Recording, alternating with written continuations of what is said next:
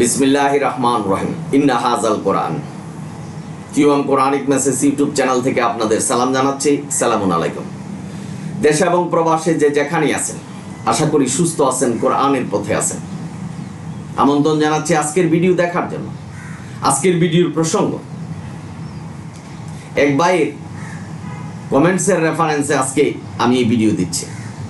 শিরোনাম দিয়েছি যে হাদিস মানার সপক্ষে কোরআনের আয়াতের ভুল ব্যাখ্যা দিচ্ছেন। আমি তুলনামূলক কোরআন ভিত্তিক উত্তর দিচ্ছি। ভাই আমাকে বললেন ইংলিশে বড় একটা কমেন্টস দিয়ে যে আপনি যে প্রচার করছেন যে হাদিস মানা যাবে না, এটা বন্ধ করুন, কারণ আমি কোরআনের রেফারেন্স দিচ্ছি, আপনি এই আয়াতগুলি পড়ে দেখুন, বুঝতে পারবেন যে হাদিস মানতে হবে। বা আপনারা যারা শুনছেন, আল্লাহ কোরআনে বলছেন জালিকাল কিতাবু লা রাইবা ফিহি হুদাল লিল মুত্তাকিন, এটা সত্য কিতাব, আল্লাহর কাছ থেকে এসেছে কোনো সন্দেহ নেই, এটাই তোমাদের নির্দেশনা।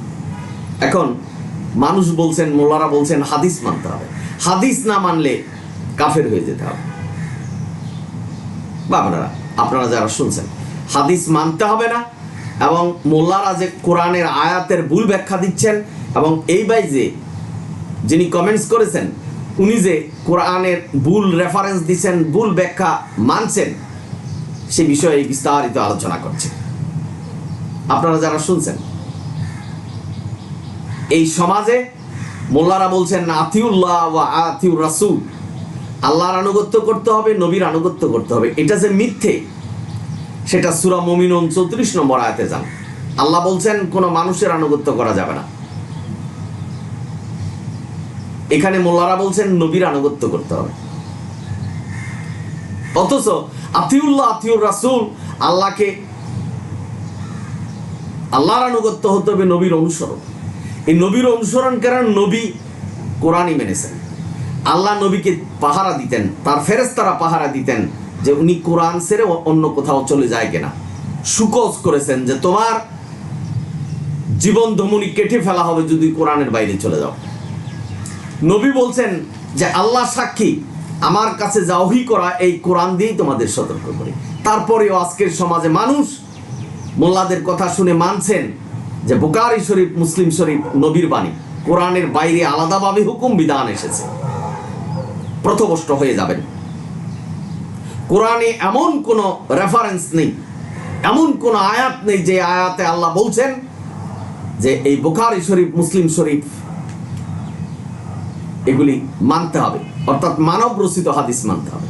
যেখানে আল্লাহ সুস্পষ্টভাবে বর্ণনা করেছেন সূরা আনামের 153 নম্বর আয়াতে, এই কোরআনই সত্য পথ, এই পথই তোমরা অনুসরণ করো। সূরা ইউসুফের 40 নম্বর আয়াত একই কথা বলছেন। এই আয়াতগুলি অস্বীকার করে আমাদের মোল্লারা প্রচার করছেন যে হাদিস কোরআনের মতো করে মানতে হবে। বাংলা সূরা হাসরের 7 নম্বর আয়াত, যে নবী যা দিয়ে গেছেন তা মানতে হবে। মোল্লারা দাবি করছেন এবং প্রচার করছেন যে নবী এই বুখারী শরীফ, মুসলিম শরীফ মানব রচিত হাদিস দিয়ে গেছে, সেটাই মানতে হবে। অথচ এই আয়াতে বলা হয়েছে যে যুদ্ধলব্ধ সম্পদ নবী যাকে যেভাবে দিচ্ছেন সেটাই মেনে নাও। ভুল ব্যাখ্যা দিচ্ছেন। কোরআনে দুই রকমের আয়াত আছে, একটা হলো মুহকাম আর একটা হলো মুতাশাবি। এই মুতাশাবি আয়াতগুলির ব্যাখ্যা শুধু আল্লাহ জানেন, আমাদের শুধু জানতে হবে যে এটা কোরআনের আয়াত। অথচ এই আয়াতের ব্যাখ্যা দিয়ে মানুষকে বুঝাচ্ছেন যে এখানেই বলছেন হাদিস মানতে হবে। আসুন, যে ভাই বললেন যে আমি কোরআনের রেফারেন্স দিয়েছেন, সেটা হলো সূরা জিন 27-28 নম্বরের রেফারেন্স দিয়েছে। আমি বলছি আপনারা 26 নম্বর আয়াত থেকে পড়ুন। সেখানে বলা হয়েছে যে আল্লাহর অদৃশ্যের জ্ঞান কাউকে জানায়নি, শুধু আল্লাহর মনোনীত রাসূলদের ছাড়া। তো রাসূল এবং নবীদের মধ্যে পার্থক্য আছে। এখানে বলা হয়েছে সেই ক্ষেত্রে রাসূলের অগ্রে এবং পশ্চাতে প্রহরী নিযুক্ত করেন, আপনারা জানেন সালামুন আলা মুহাম্মদকে মেরাজ করিয়েছেন। মেরাজের নবীর সাথে ছিলেন ফেরেশতারা। মুসা নবীকে আল্লাহর কথা শুনিয়েছেন, সেখানেও ফেরেশতারা ছিলেন। বাবারা, আপনারা যারা শুনছেন, এই কোরআন হলো থিওরিক্যাল, অর্থাৎ আল্লাহ বর্ণনা করেছেন, যেমন জান্নাত জাহান্নাম, কিভাবে কিয়ামত হবে, কোথায় আমাদের আত্মাগুলি থাকবে, কিভাবে মৃত্যু হবে, এগুলি আমাদের জানিয়েছেন। এটা হলো থিওরিক্যাল। কিন্তু আল্লাহ যে রাসূলদের পছন্দ করতেন তাকে এই কোরআনের থিওরিক্যাল প্র্যাকটিক্যালি দেখিয়েছেন। নবীকে মেরাজে নিয়েছেন, মুসা নবীকে আল্লাহর কথা শুনিয়েছেন। ভাই বোনেরা, আপনারা যারা শুনছেন, অর্থাৎ কোরআনের যে নির্দেশনা, সেই নির্দেশনাই প্র্যাকটিক্যালি দেখিয়েছেন, সেটাই অদৃশ্যের জ্ঞান। এই জান্নাত জাহান্নাম এগুলো অদৃশ্য রেখেছেন, আমাদের মৃত্যু কিভাবে হবে অদৃশ্য রেখেছেন, সেটাই তাদেরকে জানান দেখিয়েছেন, প্র্যাকটিক্যালি দেখিয়েছেন। আল্লাহ যাকে ইচ্ছা করেছে, আল্লাহ নিজের পরিচয় কোরআনে দিয়েছে, সূরা ইখলাস। ভাই বোনেরা, আপনারা যারা শুনছেন, নবী রাসূলদের পরিচয় দিয়েছেন, তাদের কার্য বর্ণনা করেছেন। তারা সতর্ককারী হিসাবে আমাদের কাছে এসেছে, মানতে রাজি নয়। নবীকে হুকুমদাতা বানাচ্ছেন, আমাদের মোল্লারা ভুল প্রচারণা করে হুকুমদাতা বানাচ্ছেন। কোরআনে এমন কোন নির্দেশনা নেই যে নবী কোরআনের বাইরে হুকুম বিধান দিতে পারবে। এমন কোন নির্দেশনা নেই যে কোরআনের বাইরে কোনো মানব রচিত হাদিস মানতে হবে। অথচ আল্লাহ কোরআনে বলছেন, যার দলিল নেই, যার সনদ নেই, সূরা হাজের ৭১ নম্বর আয়াতে, তা অনুসরণ করো না। তাহলে যারা এই হাদিস মানছেন, বুখারী শরীফ, মুসলিম শরীফ, তারা কোরআনের আয়াত হজের ৭১ নম্বর আয়াত এর অস্বীকারী হচ্ছেন। একটি কথা মনে রাখবেন, মোল্লারা বলছেন যে হাদিস, এই বুখারী শরীফ, মুসলিম শরীফ হলো কোরআনের ব্যাখ্যা। একটু চিন্তা গবেষণা করুন তো, কোরআনে যা নেই তার ব্যাখ্যা কিভাবে হাদিস করলো? কবরের আযাব সম্পর্কে কি কোরআন বলছেন?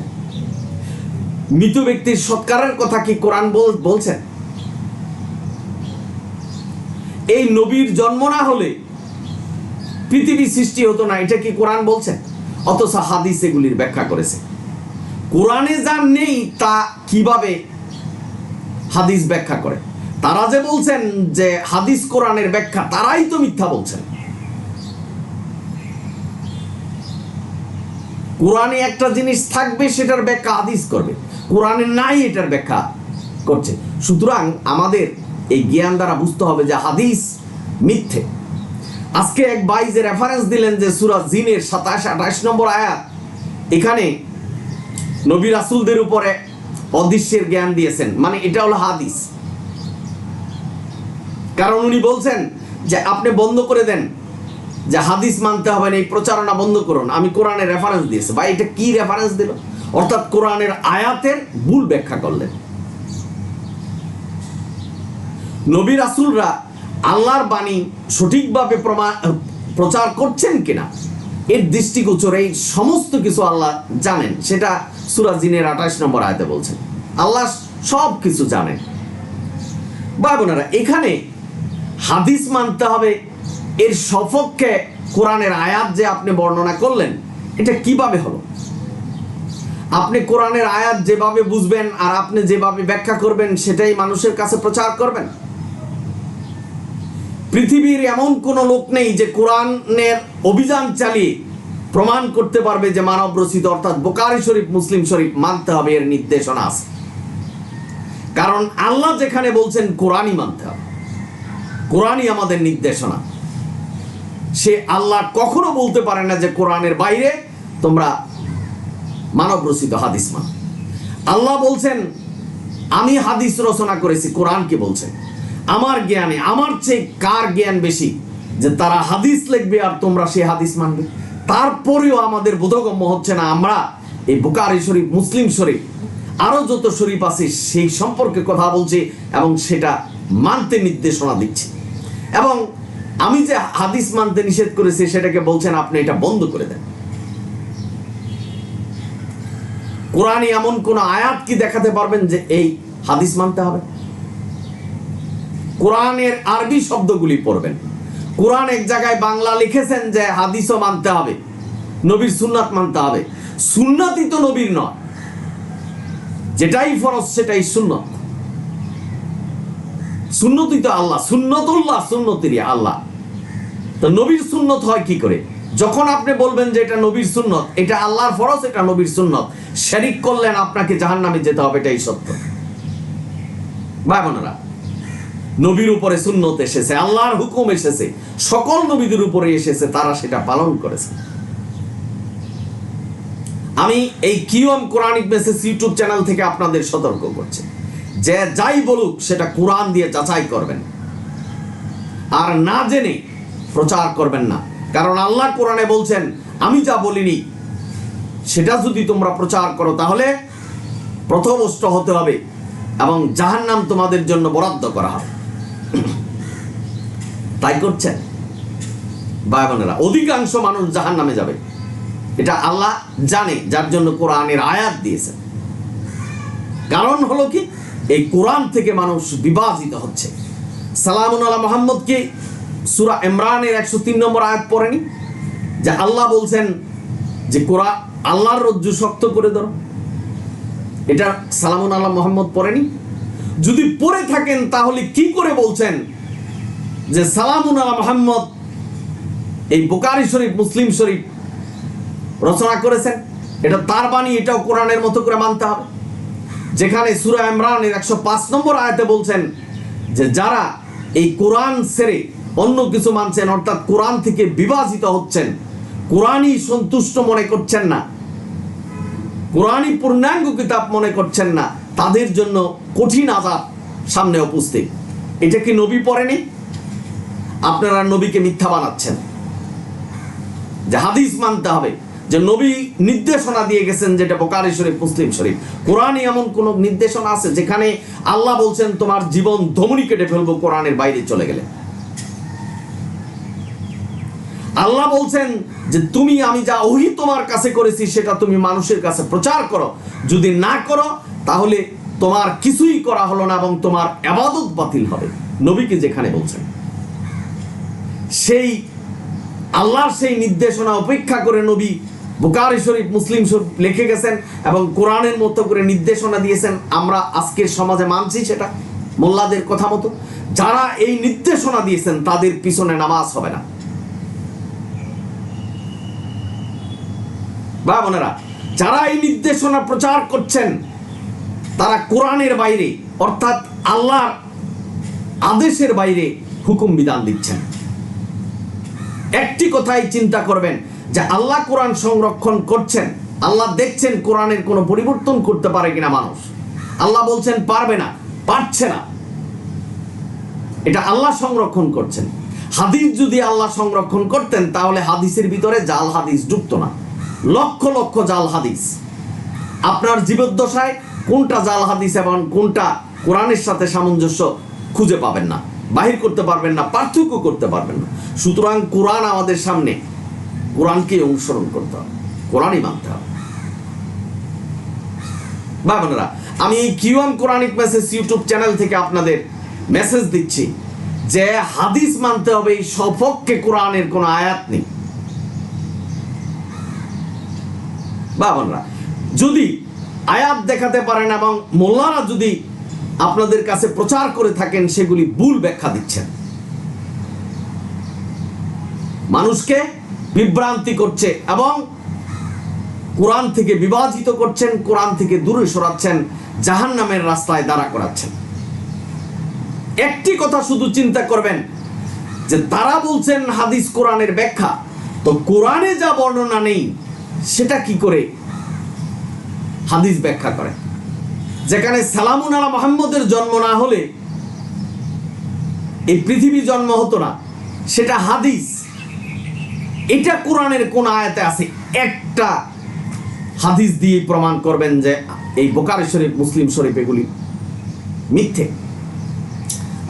আপনাদের মনে প্রশ্ন জাগতে পারে যে কোরআনের সাথে সামঞ্জস্য তো আছে, বাইবেলেও কোরআনের সাথে সামঞ্জস্য আছে।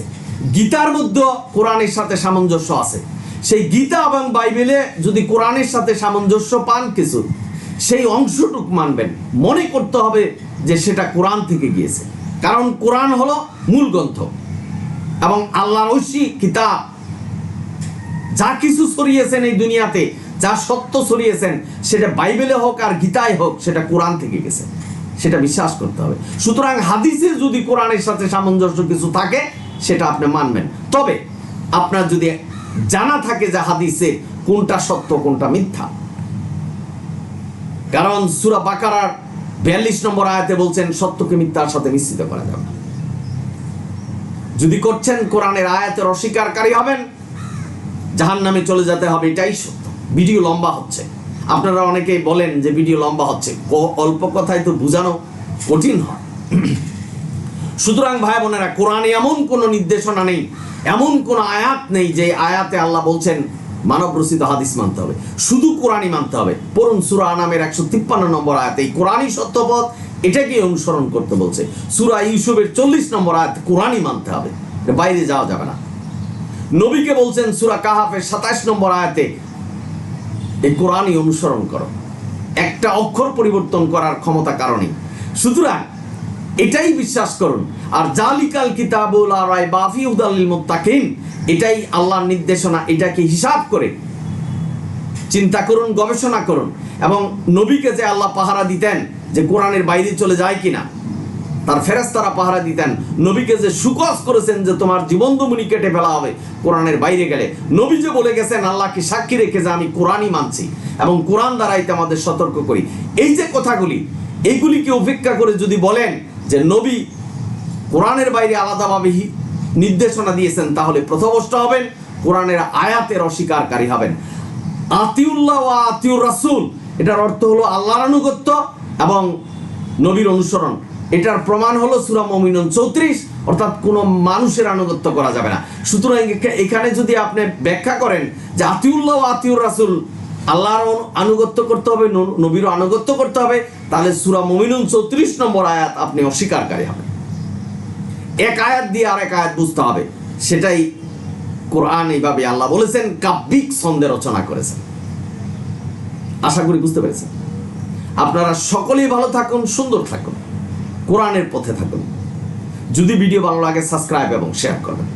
অনিল হামদুলিল্লাহি রাব্বিল আলামিন। সালামুন আলাইকুম।